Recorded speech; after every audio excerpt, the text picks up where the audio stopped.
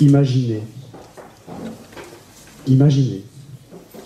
vous êtes en classe, pour certains, imaginez plus loin que d'autres, le prof arrive, il n'a pas l'air de bonne humeur.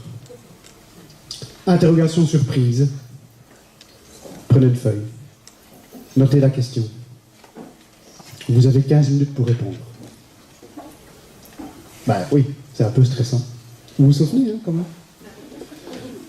Et donc, vous allez répondre à la question, mais vous avez des gants de boxe. Et écrire avec des gants de boxe, c'est un peu plus difficile. Ça va? Tu m'entends, dans le fond? Tu fais des gestes. C'est bon? Alors, vous avez 15 minutes comme les autres, mais les autres, ils n'ont pas de gants de boxe. Donc, vous essayez de répondre le mieux possible. Et puis, le coup près tombe, quelques jours après, les résultats.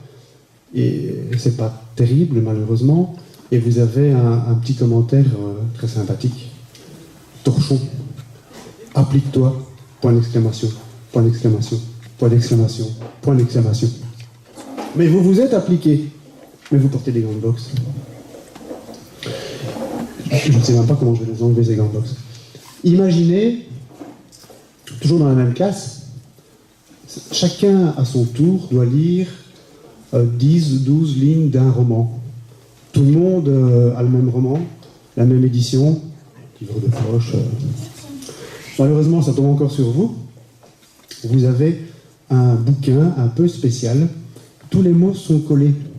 Alors, il y a parfois des espaces, mais ils ne sont jamais au bon endroit. Alors, imaginez la scène. Ça va être à vous à lire à un moment.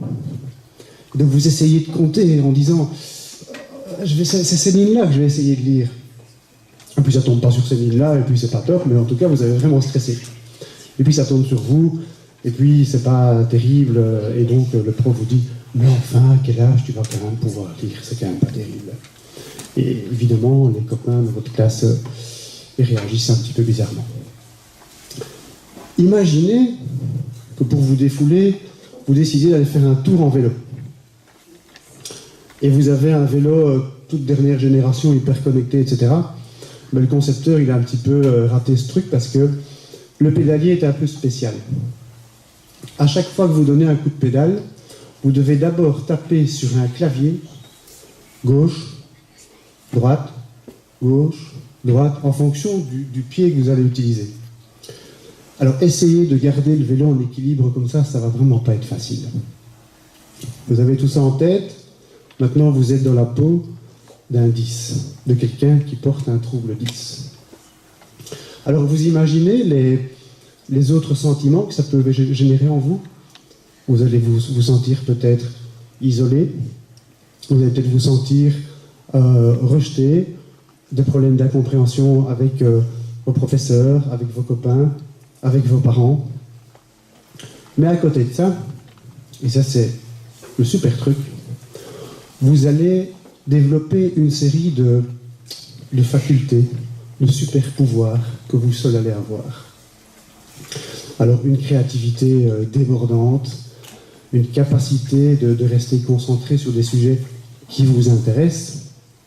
Et alors votre cerveau il a tellement l'habitude de faire des connexions un petit peu bizarres pour arriver aux solutions, vous allez développer une créativité et un sens artistique hors du commun.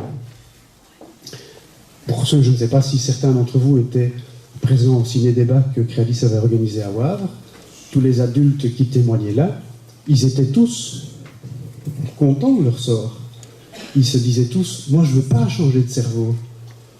Alors ils se disaient quand même qu'ils avaient ramé pendant leur jeunesse et qu'ils ramaient encore pour certaines choses maintenant, mais ils étaient vraiment contents de toutes ces qualités, de tous ces super pouvoirs. Crealis a bien compris ça. Pour Crealis, avoir un trouble 10, c'est aussi une force. Et depuis 2 ans et demi, Crealis organise des ateliers. Oh, c'est chaud, tout à fait. Crealis organise des ateliers créatifs qui ont été imaginés avec des professionnels. Et ces ateliers sont là pour aider les enfants à retrouver un équilibre entre l'effort et le plaisir, entre les points faibles, entre les points forts.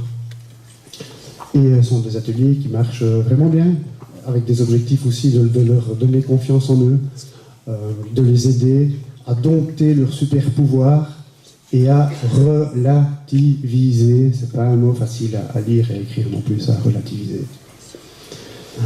Et je ne sais plus ce que j'allais dire maintenant avec ces ateliers. Oui, peut-être que ici, là, c'est attentif. Peut-être qu'ici, on a un futur Einstein, un futur Léonard de Vinci, un futur Steve Jobs, un futur Steven Spielberg, un futur Harry Potter, ça vous parle peut-être plus, qui étaient tous ou qui sont tous des personnes qui portent des troubles 10. Alors, comment est venue l'idée de lancer cette SBL Créa10? Ça vient d'une maman 10, elle est là, qui a un enfant 10 et qui a quand même rencontré pas mal de difficultés pour trouver le meilleur milieu d'apprentissage pour lui.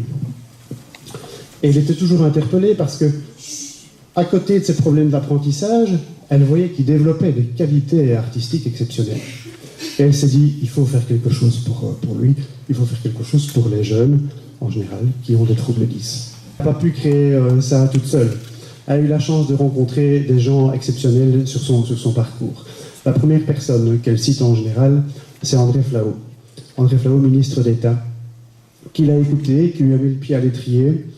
Et si Créa10 a des bases stables aujourd'hui, c'est grâce à André Flau.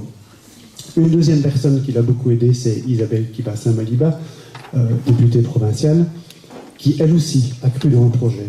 Et elle a des raisons d'y croire. Et elle a pu participer au lancement du projet pilote en Brabant Wallon avec Créa10. Natacha Verstraeten, qui est là-bas dans la salle.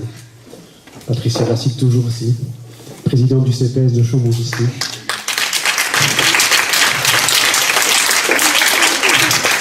Toujours prête à donner des coups de main, des aides, des soutiens, donc une aide vraiment importante aussi. Stéphane Cruslière, député fédéral, qui je pense passera tout à l'heure, qui lui aussi est toujours là pour activer tous les leviers qu'il peut pour aider Créa10. Donc, ça, c'est des personnes qui ont vraiment aidé à la création de cette SBL.